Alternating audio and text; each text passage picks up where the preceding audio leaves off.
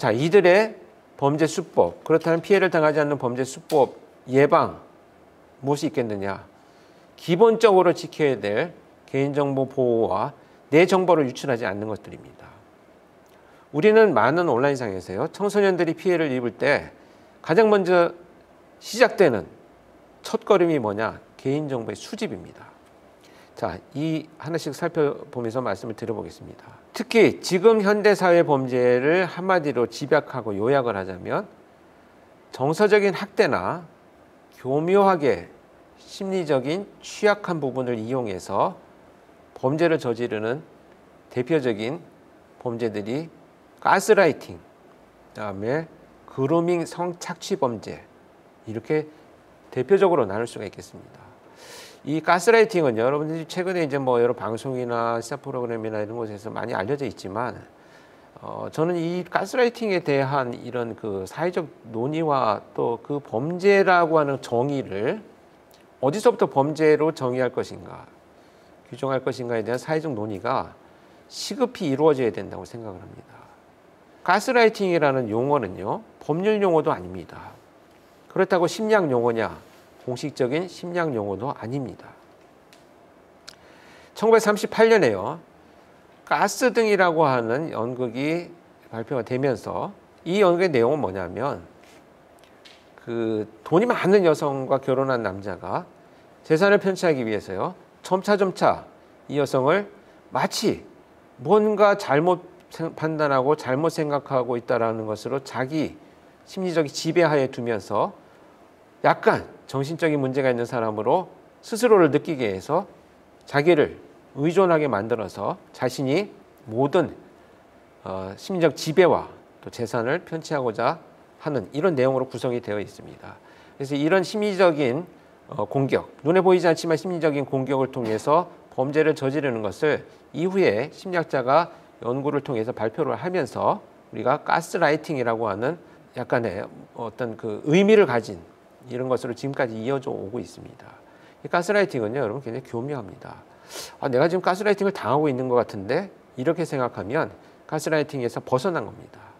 자기가 당하는 줄도 모르고 당합니다. 심지어 올 초에 있었던 사건을 간략히 말씀드려보면 세 자매가요, 거의 20년 동안 성장을 해오면서 알고 있던 자기 어머니와 부모와도 알고 지내던 상대방 여성에게 가스라이팅을 당했습니다. 그래서 어떤 내용이었냐? 너희들을 잘 되게 하는 것은 나야. 내 말 잘 들으면 너희들이 잘 될 거야. 너 왜 하지 말라는데 이런 짓을 했어? 너 또 잘못은 저질렀구나. 내가 지난번에 이런 거 하지 말라 그랬지. 너희들이 이렇게 하면 잘못될 거야. 특히 너희들을 잘못되게 하는 것은 너의 어머니야. 어떻게든지 교육을 시켜야 돼. 때려서라도 가르쳐야 돼. 이런 가스라이팅을 지속적으로 오랫동안 해왔습니다.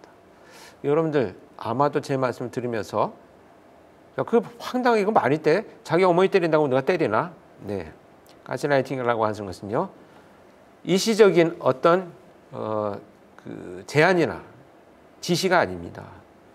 무척 오랫동안 심리적인 지배를 해왔기 때문에 가능할 수 있습니다. 그래서 이런 지시를 받은 세 자매는요, 결국 8시간 동안 어머니를 폭행해서 사망에 이르게 하는 살인범죄를 저질렀죠. 경찰이 체포를 했습니다. 조사를 해봤더니 이 세 자매가 누군가로부터 계속 카톡으로 지시를 받은 것이 발견됐죠. 체포를 했습니다.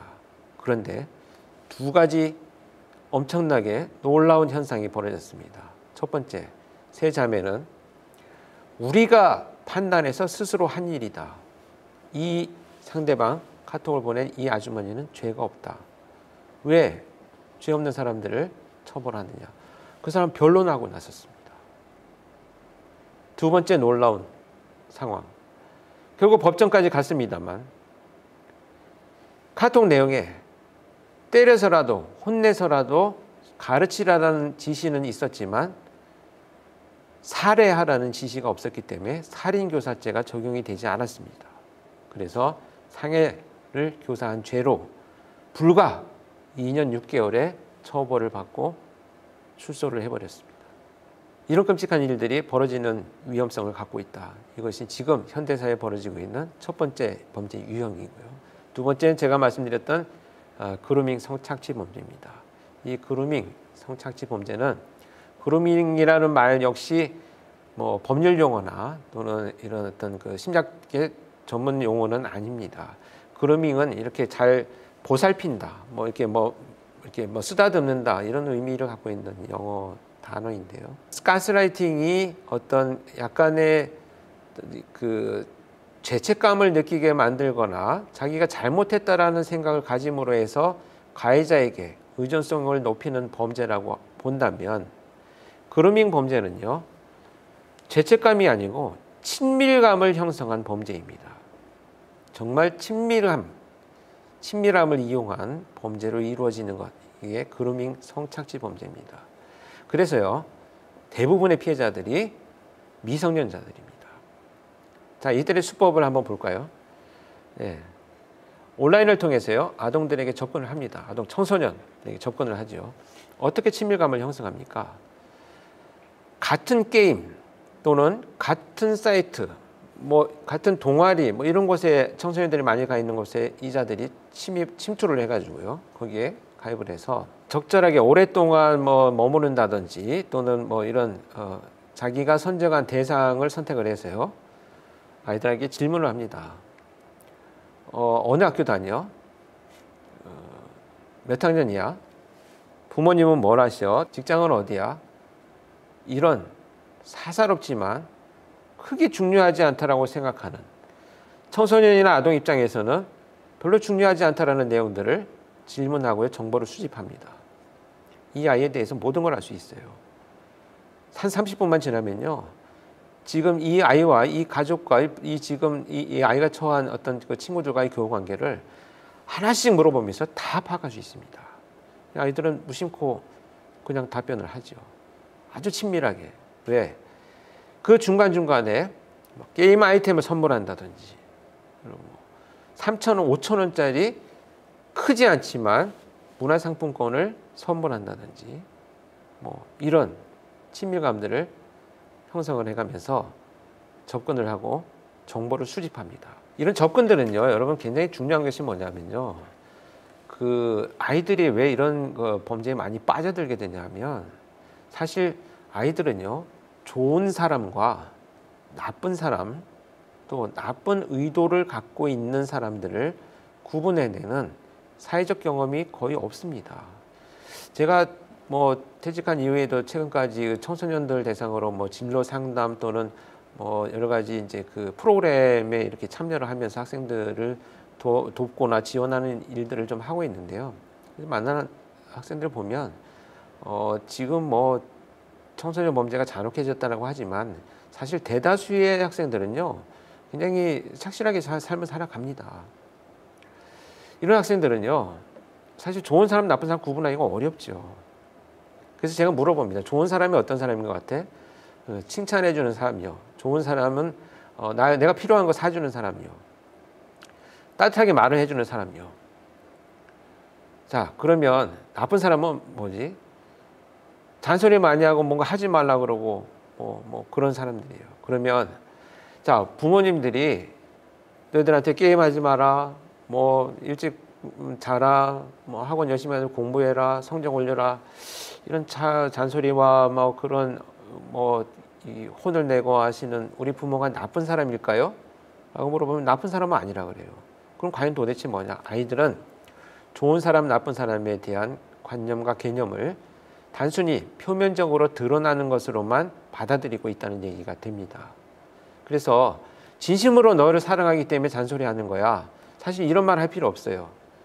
제가 드리고 싶은 말은, 그들은, 청소년들이나 아동들은 그렇게 받아들이고 있습니다. 그런데 불편한 감들을 경험하고 있죠. 그래서 이 아이들은요, 정말 하고 싶은데, 뭘 사고 싶은데 부모님한테 말씀을 드렸더니 하지 마라고 거절받은 것을 누군가 상품권을 줘서 구입합니다. 게임 아이템 구입을 하죠.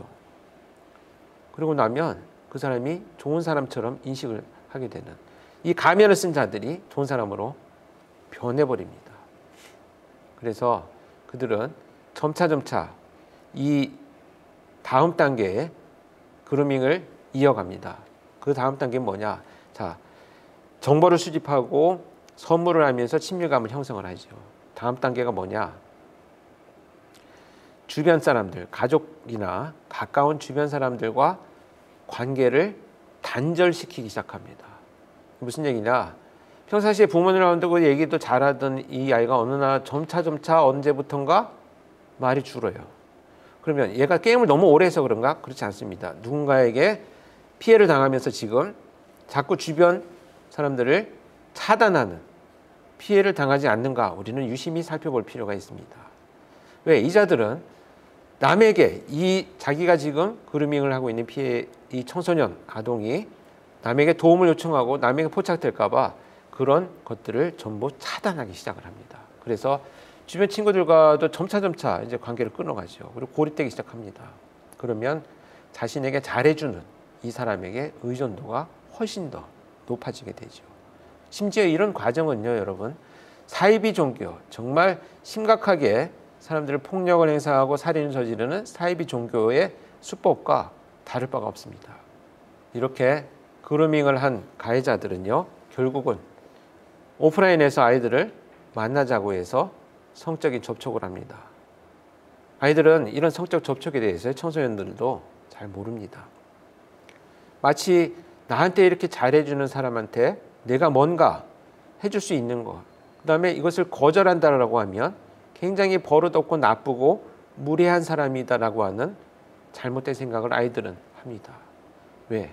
아이들이기 때문에 그렇습니다. 이런 취약한 점들을 교묘하게 파고들어서 범죄를 저지르는 가스라이팅과 그루밍 성착취 범죄가 지금 현대사회에서 많이 일어나고 있기 때문에 이런 범죄를 우리는 실체를 정확하게 인식을 해야 되고요. 그걸 통해서 우리 아이가 점차 우울감을 드러내지 않는데도 불구하고 친구들과 가족들로부터 자꾸 고립되어 가는 느낌이 있다.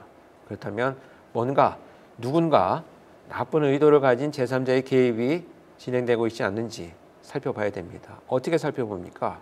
너 이런 사람 만나고 이렇게 친절하게 해준 사람 조심해야 돼. 조금 더 아이들은 조심하지 않습니다. 아이들에게 지금 대화를 이끌어가면서 포착할 수 있는 방법이 하나가 있습니다. 첫 번째 뭐냐면 뭔가 어딜 가자, 무엇을 먹자, 필요한 거 사줄까? 라는 이런 제안을 하셨을 때 청소년 아동들이 나는 평상시에 나 이런 거 먹고 싶었어, 나 이거 사줘 라고 하던 아이가 어느 순간부터 내가 이런 거 사면 괜찮을까? 그러니까 쉽게 말해서 누군가에게 지금 의존되어 있기 때문에 그 사람의 생각과 입장으로 자꾸 자신을 맞추고자 하기 때문에 그런 자신의 주장과 제안보다는 누군가가 지시하는, 내가 이렇게 얘기하면 혼나지 않을까? 이런 눈치를 보는 이런 느낌들이 있다라고 한다면 빨리 확인을 하기 위해서 경찰에 사이버수사한테 신고를 한다든지 우리 아이가 지금 변화되고 있다는 전문가한테 의뢰를 한다든지 이런 일련의 조치들이 초기에 이루어져야 된다 이렇게 생각을 합니다. 자, 이렇게 범죄를 저지르는 자들은요, 심지어 지금 많이 발생을 하고 있고, 또 한 가지 위험한 범죄들은 이제 청소년 범죄에 있어서 우리가 주목해야 될 것이 이제 도박 중독입니다. 여러분들 도박 중독 청소년들이 얼마나 하겠나 하지만요, 상당히 심각한 상황입니다. 청소년들이 지금 도박에 빠져가지고요, 온라인 도박에서 수백만 원, 수천만 원을 잃고요, 그 돈을 감당하지 못해서 2차, 3차 범죄를 저지르기도 하고요, 심지어 성매매를 하기도 합니다. 그리고 그보다 더 발전되면요, 이 사이트를 운영하는 자들이 빚이 많은 이 청소년에게 접근을 해서요, 일부의 빚을 탕감을 해줍니다. 그리고 대가로 다른 친구 몇 명 데리고 와, 이렇게 정말 거미 문어발처럼 아이들을 유혹하고 있습니다. 그리고 승률을 높여줬어요. 중독에 빠지게 합니다. 여러분, 마약 중독과 도박 중독은요, 도박도 중독이라고 하는 비물질 중독으로 정의하고 있습니다. 이 중독은요, 대표적인 특징 두 가지를 제가 소개해드리면, 모든 중독자들이, 마약이든 도박이든 중독자들이 제가 수천 명, 수백 명을 만나봤는데 똑같은 말을 합니다. 첫 번째, 호기심으로 시작했습니다. 두 번째, 나는 언제든지 내 의지로 멈출 수 있습니다. 그런데 안 멈춰요. 의지는 있는데 멈추지 않습니다. 그래서 중독입니다. 호기심으로 시작했다가 중독이 되면 언제든지 멈출 수 있어요. 멈추지 않습니다. 이렇게 시작된 청소년들의 도박 문제가요. 도박은 어떻게든 돈을 딴 수가 없습니다. 빚이 생겨나면 범죄와 연결이 되죠. 자, 이런 범죄들이 2차, 3차 온라인상에서 일어나기 때문에 우리는 지금 아동 청소년 또 디지털 성에서 일어나는 성착취 이런 범죄들, 그루밍, 가스라이팅 이런 범죄들에 대해서 심각하게 사회적 정의와 논의를 해야 됩니다. 자, 어떤 사회적 정의와 논의냐? 예를 들자면 여러분들 그 스토킹 범죄가 20년 만에 법안이 통과가 됐죠. 왜 그동안에 왜 이루어지지 않았느냐? 사실 사회적으로 이게 어디서부터 스토킹이고 어디서부터 관심의 표명이냐 이것이 정의되지가 않았어요. 심지어 우리 예전에 어른들뿐만 아니고 우리 관념이 사회적 문화적인 특징에서 본다면 누군가를 쫓아다니면 심지어 한번 만나줘. 얼마나 좋으면 따라다니겠니. 이런 식의 관념을 갖고 있기도 하고요. 나는 정말 두려움과 공포와 혐오를 느끼고 있음에도 불구하고 야, 네가 좀 잘하지. 오죽하면 그런 문제가 생기냐. 늘 우리는 피해자의 입장에서만 가해자를 설명하려고 하는 이런 왜곡된 관념을 어느 정도 갖고 있는 것이 사실이었습니다. 이것이 잘못됐다는 것이 사회적 변화와 인식과 그 피해자가 수없이 늘어나기 시작하면서 이제 법안이 통과가 됐죠. 물론 법에 여러 가지 조금 부족한 점들은 있습니다. 그러나 시행이 됐다고 하는 것이 중요하죠. 그러면 개정해 나갈 수 있는 여지들도 있지 않나 하는 이제 희망을 가져봅니다. 마찬가지로 이 가스라이팅도 대부분 우리 지금 그렇게 생각들을 하십니다. 제 말을 들으면서도 자기가 정신 차리면 되지. 그분들이 정신을 못 차리게 만드는 수법이야말로 이 사람들의 범행 수법입니다. 누구라도 당할 수 있습니다. 보이스피싱 어리석어서 당하는 것이 아닙니다. 두렵고 공포스럽고 갑작스럽게 당황해서 사람들이 심리적으로 그 다음 단계를 이어나가지 못하는 중간에 차단하는 고도의 심리적인 범죄가 바로 이 보이스피싱 범죄이기 때문에 어느 누구도 쉽게 나는 당하지 않아. 지금 점차 교묘해지고 있는 이 수법들은요. 우리 옆에 한 발자국 더 가까이 다가와 있습니다. 이렇게 오늘 제가 정리를 좀 해보자면 우리 그루밍 성착취 범죄 예방과 어떤 문제점에 대해서 한 가지 좀 추가로 설명을 드려보면 그루밍 성범죄도 어디서부터 그루밍 성범죄로 정의할 것이냐. 단순합니다. 지금 2017년부터는요. 영국에서 어느 누구든 미성년자를 대상으로 대화를 나누면서 채팅을 하건 어떤 대화를 이끌어가건 어떤 이유에서 만났던 성적인 의미를 내포하고 있는 대화를 꺼내면 그것만으로도 처벌하는 법안이 통과가 되어서 시행 중에 있습니다. 어떤 이유에서든요. 우리는 아동, 청소년 대상으로 성적인 문제를 내포하고 있는 대화를 이끌어가는 것 자체가 가장 첫 번째 시작이다 이렇게 정의하고요. 그런데 정상적이지 않습니다.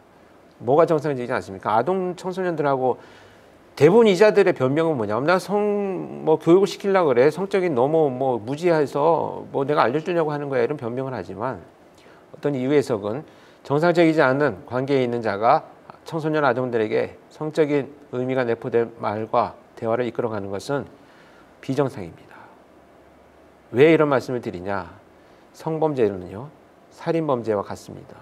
이 두 가지 범죄는 프로파일링의 중점 대상 범죄이기도 한데요. 이 범죄들은 결코 자극이 머물러 있지 않습니다. 쉽게 말해서 성착취물을 호기심으로 보기 시작한 사람이 중독이 되면요. 그것을 보는 것에 머물러 있지가 않습니다. 결국은 실행을 한다는 거죠.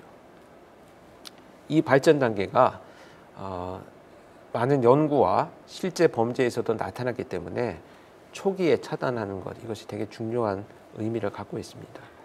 제가 몇 가지 이제 말씀을 드렸습니다만, 자 우리 이제 주변에 여러분들 우리 자녀들 그다음에 청소년들 그리고 나조차도 이렇게 부지불식간에 디지털상에서 일어나는 범죄들의 표적이 되지 않는지 몇 가지 잘 살펴봐야 되겠습니다. 마지막으로 드리고 싶은 말씀은 이제 범죄는요, 문단속도를 잘해야 되고 밤늦게 귀가 돌아다니지 않는다면 범죄 피해가 되지 않을 거야라고 하는 구태한 생각들은 조금 접어두고요. 물론 당연히 지금도 그런 예방 조치를 해야 됩니다만 지금 더 우리가 단속해야 될 것은 문단속보다는 자신들의 마음을 단속하는 일이다 이렇게 생각합니다. 왜냐하면 이런 코로나 또는 뭐 여러 가지 경제적 환경의 어떤 어려움 이런 것들이 진행되면서 많은 분들이 이 참 미래가 어떻게 될 것인가 불분명하고 불확실한 두려움을 많이 갖고 있습니다. 이때 이렇게 심리적인 취약한 부분을 파고들어서 범죄를 저지르는 자들은 활개칠 수 있습니다. 그래서 우리 마음을 잘 단속하고요. 또 이제 일어나는 디지털 범죄가 남의 문제가 아니고 나와 내 가족의 문제일 수 있다라고 하는 인식 속에서 우리가 서로를 보살피고 또 알아봐주는 이런 환경이 빨리 조성되기를 바라면서 오늘의 강연을 마치도록 하겠습니다. 고맙습니다.